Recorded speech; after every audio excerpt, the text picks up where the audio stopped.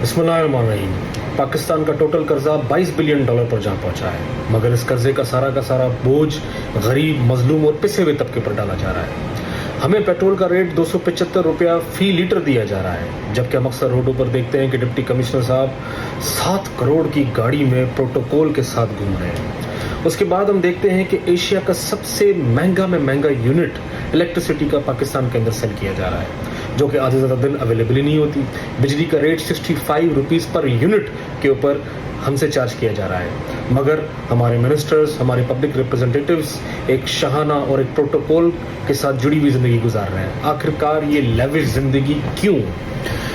ایک رپورٹ کے مطابق 2017 کے اندر پے اسکیل 17 سے لے کر پے اسکیل 22 تک جو گورنمنٹ آف فائنانس نے رپورٹ شائع کی ہے، نوٹیفیکیشن نکالا ہے، کسی بھی سرکاری ملازم کی تنخواہ 3 لاکھ سے اوپر نہیں ہے. مگر اس کے باوجود بھی ہمارے ڈپٹی کمشنرز، ہماری بیوروکریسی کے جو اثاثے ہیں وہ کروڑوں اور اربوں روپیوں کو بھی ایکسیڈ کر چکے ہیں، مگر ان کی پرفارمنس وہیں 0 پر 0 ہے.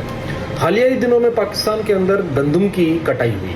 گندم 2 ملین ٹن سرپلس کے اوپر پاکستان کے اندر آ چکی ہے، مگر اس کے باوجود بھی غریب کو سستی روٹی مہیا نہیں. پرائس کنٹرول ایک ایسا کام ہے جو کہ پیور لیڈ ڈپٹی کمشنر کا ہے. اس کے بعد بھی ہمیں کہیں پر بھی شہر کے اندر پرائس کنٹرول کریک ڈاؤن کا آپریشن ہوتا ہوا نظر نہیں آیا. ایک ہی چیز کی مختلف دکانوں کے اندر ریٹس مختلف ہیں. کبھی بھی ہم نے ڈپٹی کمشنر آفس کی طرف سے price control crackdown witness نہیں کیا. دوسرا ان کا سب سے بڑا جو پرائم ڈیوٹی ہے ان ڈی سیز کا، وہ ہے کہ یہ ریونیو ریکارڈز کے کسٹوڈین ہیں. ریونیو سے ریلیٹڈ جتنے بھی کیسز ہوتے ہیں وہ ڈی سیز اور اے سیز ڈیل کرتے ہیں، جہاں پر کہ فوتی کھاتہ جو بھی ہم سنتے ہیں وہ فوتی کھاتہ بھی یہی ڈپارٹمنٹ ڈیل کر رہا ہوتا ہے. مگر ہم نے یہ دیکھا ہے کہ یہ لوگ اپنا ریٹ لسٹ کھول کر بیٹھے ہوئے ہیں.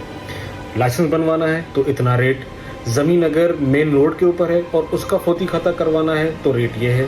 زمین اگر تھوڑا پیچھے ہے اور بنجر زمین ہے تو اس کے جو ٹرانسفر ہوگا اس کا ریٹ یہ ہے.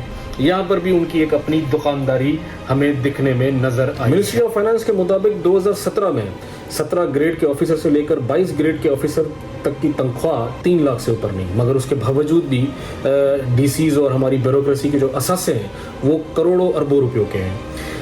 ہم نے یہ وٹنس کیا ہے کہ ڈی سی مٹیاری ابھی حالیہ دنوں میں کرپشن کے کیسز کے اندر اربوں روپیوں کے ساتھ کرپشن کرتے ہوئے پکڑے گئے.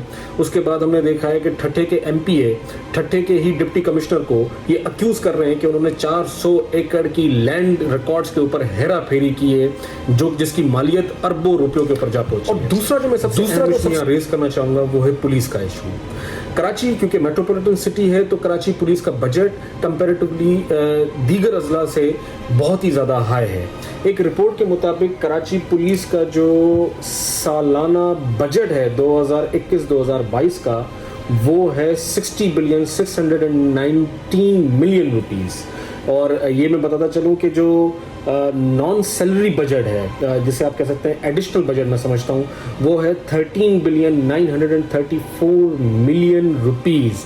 مگر اس کے باوجود بھی کراچی پولیس ریلیکٹنٹ ہے شہریوں کو تحفظ فراہم کرنے میں. ایک رپورٹ کے مطابق 250 سے زیادہ شہری مرڈر ہو چکے ہیں ان 3 سالوں کے اندر اسٹریٹ کرمنلز کے ہاتھوں.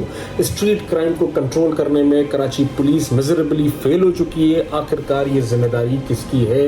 یہ ذمہ داری عائد ہوتی ہے ان لوگوں کی جو اس وقت پولیٹیکل سیٹس سیکیور کر رہے ہیں، جن کی ایک ذمہ داری ہے کہ وہ شہر کے اندر امن و امان قائم کریں، وہ یہ انشور کریں کہ کرپشن کو کنٹرول کیا جائے. اس کی جسے کہتے ہیں کہ میسج کے ساتھ میں اجازت چاہوں گا. تھینک یو سو مچ. اللہ حافظ. اگر آپ کو کہیں پر بھی اس قسم کے کرپشن کے کیسز نظر آئیں تو لازمی اپنی وائس ریز کریں. تھینک یو سو مچ. اللہ حافظ.